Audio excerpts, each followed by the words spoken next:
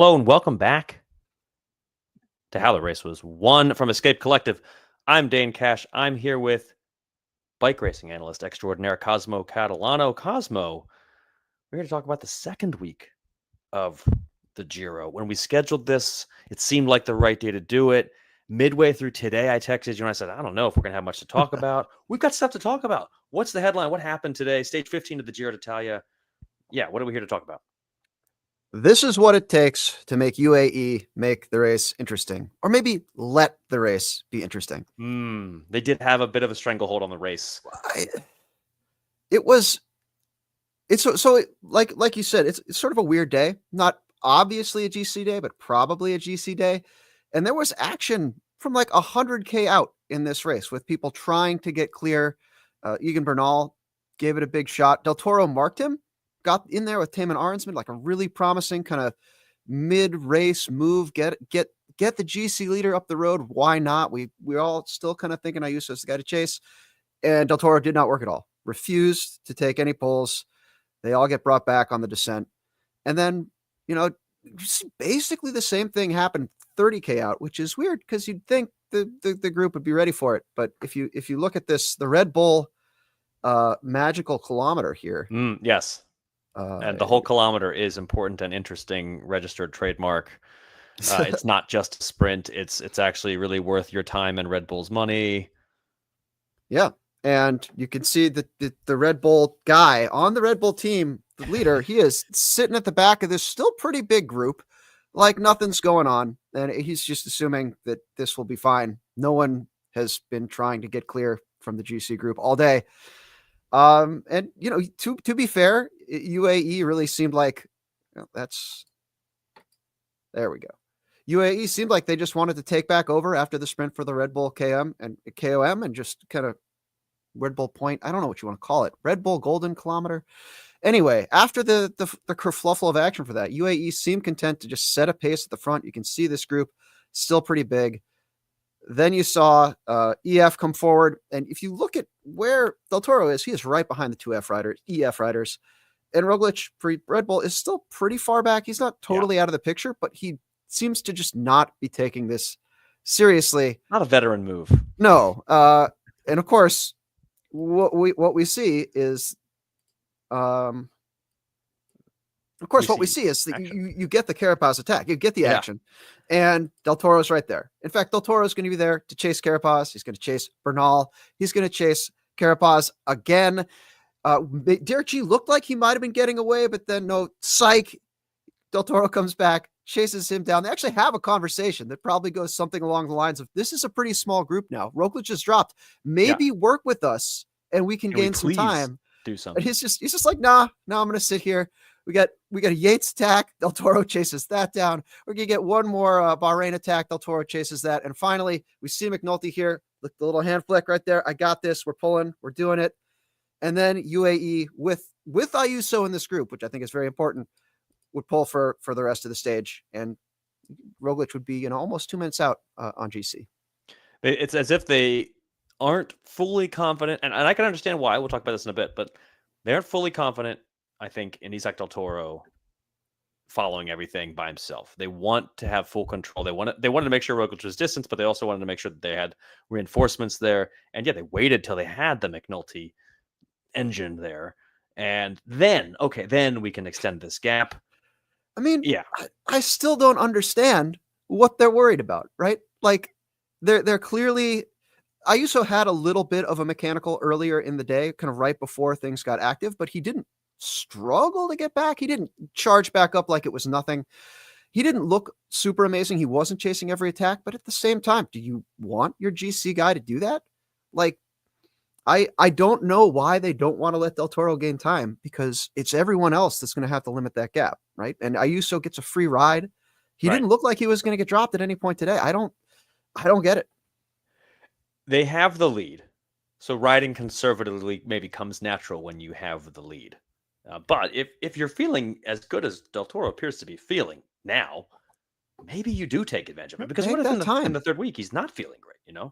Mm-hmm. So they're really missing out. I think we've mentioned this before, that they seem to be leaving they're leaving money on the table, right? Like they have these opportunities, they're not taking advantage of it. They have taken advantage of some weird moments, some crashes, that sort of thing, and Del Toro has gotten the gap that he has. But the times when you would think they would put the pressure on in the sort of traditional GC way, i.e., the climbs, they're not really doing the aggressive riding that we might hope for a team that has so many riders in GC contention, because they have what they have. Well, they have the leader. They have Ayuso currently in third. McNulty's a little bit down. He's in 11th. Yates has lost some time, but still there or thereabouts. Yeah, they just haven't really applied pressure in the traditional way. They've done a really good job, though, of not losing time in dumb ways, which other riders have not done. Yeah. I think part of it too is this has been a really unconventional GC. Like, we think of Del Toro having this advantage based on his performance in Siena, like on that decisive gravel day. But really, most of his gaps, including at Siena, have been because he's gotten behind a split and managed to work his way around it and get into the lead group. That's how he got, he was behind that split initially in Siena, got up there with the Wout group and rode it all the way to the line. And then on stage 14, we got kind of a surprise GC situation. There's this big crash. If you look at this red bricked, gorgeous Italian, I think they're in Italy. They were in Slovenia part of the day. Red bricked Italian building to the left side of the road. You look for the two chimneys, and just over the edge of that gutter, you'll see a pink jersey. That's Isaac Del Toro, stuck in the group, like behind this big crash with everyone else. And he, good fortune on his part, wasn't badly injured, wasn't hurt, bike wasn't broken, but like fought his way up, got on the bike, rode back up, and got into the lead group, right? Well, not the lead group, but the GC group behind Casper Asgreen, who went on to win the stage, and gained a bunch of time over over the other GC favorites again. There's a really good spot that you catch this image here, just because it shows this could have been way worse. It could have been so much worse for him, and he's just right place, right time, and also taking advantage of the moments like this. So it is strange that the whole team in general not taking advantage of the mountains. We haven't had any big hilltop finishes. There was a TT, and to all the Ayuso haters, we need to note that Ayuso gained a minute back on Del Toro in that TT. Right. That said, there was rain that really kind of neutralized it as a big GC event. And so there just hasn't been any of those traditional GC things to really sort out the race, to see who's feeling good, who's not feeling good, which teams are kind of on their back foot.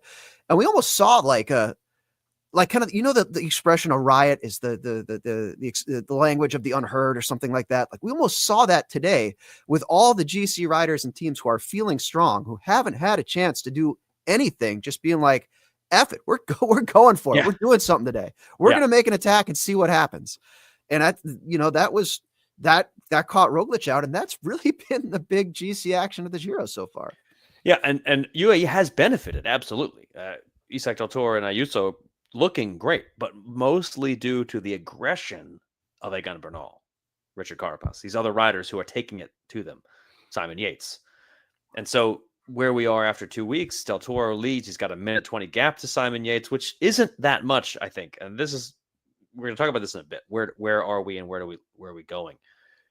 But UAE has, they've done really well for themselves. They're looking good, but there's a lot to come, and much, much harder GC challenges to come. Yates second, Ayuso third, Carapaz in fourth, G in fifth, looking good. Bernal, I think the other guy looking the best of the contenders, because he's shown himself, but he's sitting down more than 3.5 minutes down, so he's going to have a fair bit to make up.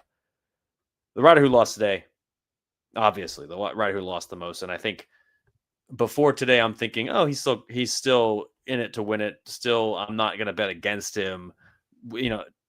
2 hours ago, I was thinking that. 3 hours ago, I was thinking that.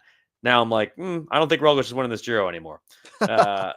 He was not at his best today. He was unable to go when those big attacks went on the final climb, which really wasn't that hard of a climb.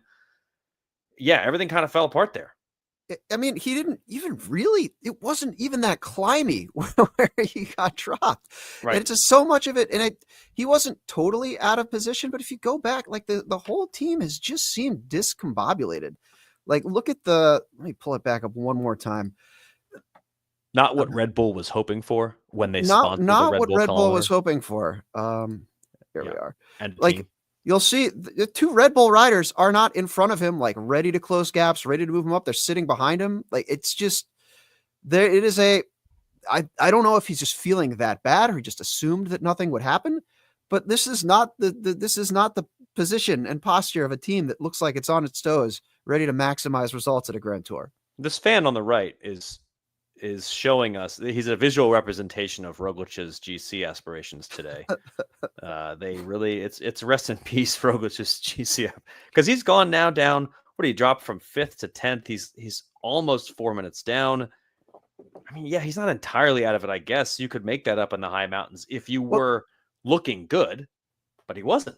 I mean, that's the thing that we the kind of the elephant in the room here is the last week of the Giro is absurdly hard. Like, this is, if you were going to make up 3 minutes and 50 whatever seconds down that Roglic is, you maybe could do it in the last week of this race. There hasn't been a big GC filter, shuffle, shakeout. We don't know who's going to respond how. And I don't think anyone else in the peloton does either. Yeah, I think if we hadn't seen what we saw today from Roglic, you might think everything that's happened up to this point doesn't matter all that much because of how hard this final week is. In Egan Bernal's case, him being almost 4 minutes down, I'm still thinking he's in contention to win. Like, maybe it's a lot to get, a lot of time to get, but maybe. But in Roglic's case, it's just because he didn't look that great today, and he just hasn't. As you say, the team has looked discombobulated. There's no better word for it. They have looked discombobulated. Going into the final week, the big question for me now is, like, where do we go from here? What kind of difference can these guys make? Before we get to there, though, let's talk about our unheralded riders. The rider that emerged as a star at the Giro went on to do a nice top 10 at the Tour de France. Now he's back at the Giro. Looking good, Derek G. Yeah. I mean, the thing with Derek G is how, like, he's moved up a bunch of places this week in the GC, and it's just been by riding good. Like, his highlight of the Giro so far is him petting a stuffed fox that a fan was holding running along the side of the course today. There we go. There it is. Cafe Rider, I don't think you have access to our run sheet, but you posted this before I said anything, I think. So, yeah, if you're watching, I mean, hey, fine. You know what? If you found a way to get in, I'm impressed. Yeah, he's been just sort of under the radar, but looking good.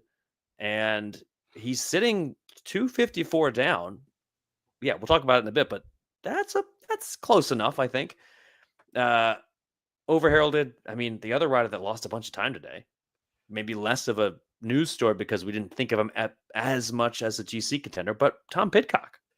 I looked at this and I thought I saw a Pidcock stage. It really seemed like something where when it got active at 100K to go, he could get in that mix. He could ride smart. There was a descent he could leverage.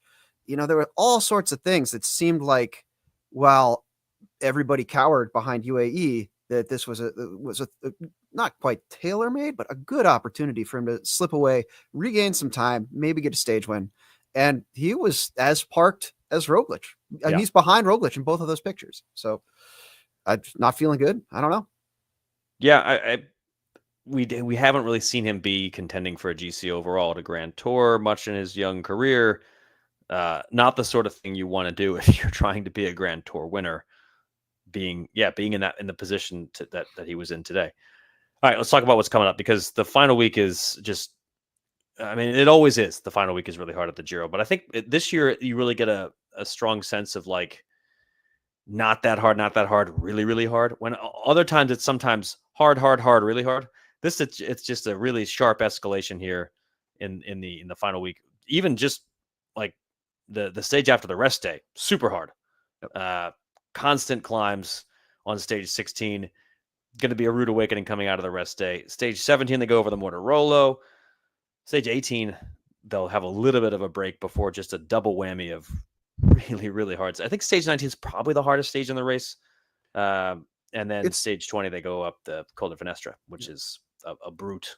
18.4K at 9%, 9 point something percent. So that number of super hard climbs in the final week of of what would be or category climbs in France, is just a stark contrast to what we've seen so far. And we've still seen these big GC gaps already on certain stages for various reasons, but the climbs, we have not really ever seen Isaac Del Toro holding his own in not even a grand tour, like a stage race over this number of hard mountain stages thus far in his young career. That's the, I am team, my heart is team Del Toro 100% of the way. I love the way the guy rides. I think he's great. I think he's looked incredible this tour, and not just like with his legs, but with his getting around those splits. Like, just, he's good. And the thing is, this is a whole different beast. This riding uphill for an hour at threshold several times, and then trying to go faster than everyone else, or even just not get dropped at the last climb of the day. Like, that is insane. And there is no way to replicate that. You just have to go in and do it and see if you can. Like, Simon Yates is a great example of a guy who has looked in complete control of a Grand Tour for 2.5 weeks. This very Grand Tour even. Yep. Yeah. I think a lot is going to, I think I would guess things are going to become clear even before that, the Finestra. Like, it's hard enough even in the stage after the rest day. We might start to see like what's what. The pretty early hilltop finish after the rest day is pretty brutal, especially because like all those things. John Vaughters was talking about it in the TNT broadcast today. It was just like, you don't know what your body is going to do. You have no idea what your body's going to do, and boom, first mountain test of the tour. Like, if anything plays to Roglic's advantage, it's that he is getting on in years and has a wide range of experience about Grand Tours and how his body reacts. That said, he has looked like somebody who like accidentally walked through the wrong door in an office and ended up at the Giro d'Italia so far this tour. So I don't know how much that experience is going to be ready for him to pull from memory and use, but I guess we'll find out. I mean, that rider that you've just mentioned lost 1.5 minutes today on basically a Cat 2 climb. So imagine at the very end of a Cat 2 climb. Like, yeah, wasn't even that much time spent. Yeah. So imagine what can happen to anyone, not just Roglic, but imagine what could happen to Del Toro, for instance, on some of the Cat 1 climbs that are coming at altitude, by the way. I mean, they're going to be at 2,000 meters ish, like that. Ooh, it's a lot. Have we checked on closures? Are there any? Is everything good to go so far? Or as far as we know, okay, things are great. Okay, which is rare for the Giro. I know. Normally, we have a whole week of drama about whether or not the Motorola is going to be open. But yep. So with all that being said, I think in the case of a rider like, well, certainly Simon Yates, Juan Ayuso, Carapaz, and G, based on where they are currently, and Damiano Caruso and Antonio Tiberi. Let's give the Bahrain guys some credit. They've both been there or thereabouts. Tiberi has at times, I think, looked really good. Bernal is 338 down. He's just on that threshold of being like, oh man, it's a lot to make up. But enough challenges remain that they're all in the mix. They can all do it. I think I'm gonna put up this excellent analogy. It's very good. It's very good. I think that Derek G, certainly, Ayuso, and Yates, maybe they can work on the plane, get it all done before they land. But in Roglic's case, maybe it is a bit optimistic, which bums me out. I want the guy to be up there. I like him, and he's getting up there in the years. AK, he's basically the same age as me, so I like to see him do well. Yeah, but it is feeling like after today, I mean, losing 1.5 minutes on that climb. Maybe it was just a jour sans, but I don't know. It's a lot to ask in the final week when you're that far down and you weren't looking good up to this point. I'm thinking more like Bernal, Carapaz, maybe G, and then Yates. I think is the real. He's somehow getting. I think he's flying under the radar. I feel like, and he's looked very good. And he is a rider who has won a Grand Tour in the past. I feel like you gotta respect him and his chances. And I think he's also, biding his time, waiting for the right moment to strike. Yeah, I like his chances a lot. And then Ayuso also. I mean, we've been talking about Ayuso constantly now with Del Toro like in pink. the spotlight's actually shining elsewhere. That probably helps Ayuso, I'm thinking, a little bit. We'll just see if his team lets him off the leash. I think they may be playing up the inter-team drama a little bit. I think it was less the case when Del Toro ended up in pink. Because I mean, again, just based on body language at the podium, he did not seem happy to be there. But I think they are trying to use it to their advantage. And again, I think if they really had their hopes on Del Toro, he wouldn't be chasing down, 7 moves in 2 minutes of racing. Yeah, good point. Well, it's all still to play for at this final week of the Giro. Before we go, what's been the big story of the week, perhaps even the headline from Burgos? Marlon Reusser is back 100%. Some of her earlier performances, I was like, yeah, okay, she's looking like she's back there, and pretty definitive statement, easily winning a hilltop finish, sneaking away with a TT victory the next day. I say sneaking because it was only a 6-second win, but it was also a very short time trial. Yeah, 6 seconds over 9K is actually not nothing. Yeah. I mean, she went faster than Lebu. I don't think there's questions about that. But it's also, this is a rider who's taken a while to kind of make her way back up to the very top level. She hasn't had the Estee Works team support that she had in the past. Not that Movistar has been letting her down. It's just they are not the juggernaut that her previous employer was. And honestly, for a season when a lot of people seem to be talking like they were going to challenge for the Tour de France Femme avec Swift, none of them have looked great. Ferrand Prévost had a good win at Paris-Roubaix, but didn't look great as a stage racer. Anna van der Breggen, this looked okay, but not like she's going to challenge. She also probably knows herself very well and might be peaking. Cassia, I don't know anyone has seen her recently, but she's also, that's kind of her. She just follows the flow into her racing.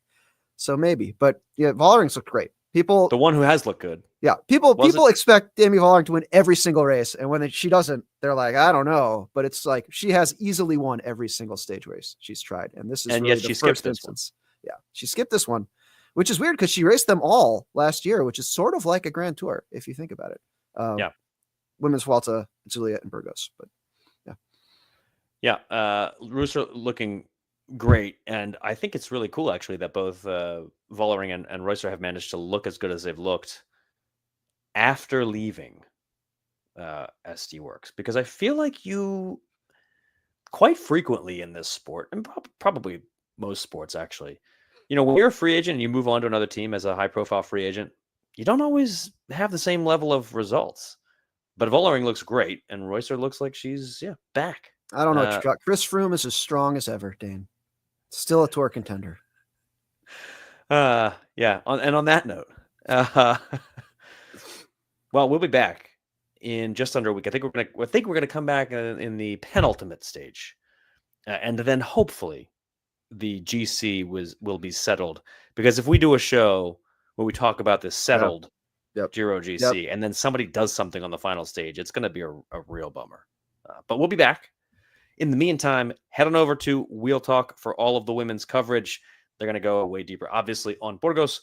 And head on over to Escape Collective for our coverage of the Giro, for, all the action, and everything else in the cycling world that's going on right now. Hope you enjoyed the race. Hope you enjoyed the show. I've been Dane Cash. Who are you? What was this?